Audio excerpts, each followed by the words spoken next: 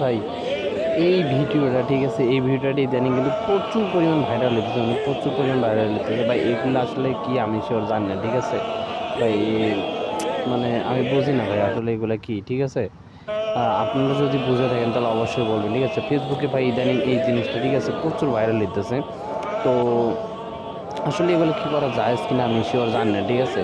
তো আমি যতদূর জানি যে এগুলো করা যায় না, মানে আমি যতদূর জানি, ঠিক আছে। তো তারপর আসলে বুঝি না মানুষ এগুলো কীভাবে করে, ঠিক আছে।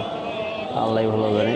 তো এগুলা আমাদেরকে আসলে খুব খারাপ একটা বিষয়, ঠিক আছে। মানুষ কি বলেছে খুব খারাপ একটা, মার কব কাঠের খাড়ি দুই টুকরা করিয়া, এভাবে জিকির করলে উজু ছুটি যাবার সম্ভাবনা আছে ভাই। এইভাবে কেউ জিকির করে?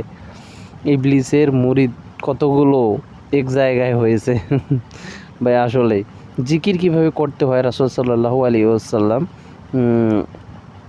আল্লাহ তাআলা হুকুমের সে পদ্ধতি বলেছিলেন। হ্যাঁ অবশ্যই।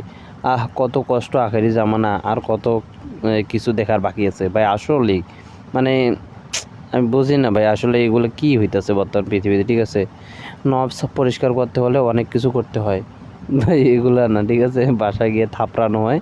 পঞ্চম শ্রেণী থেকে দশম শ্রেণী পর্যন্ত যোগাযোগ ভাই। আমি বুঝি না, ঠিক আছে, যে এরা আসলে কীভাবে এরকমটা করে। এগুলো তো আসলে কোনো আলেম ওলামা বলে না রে ভাই, ঠিক আছে।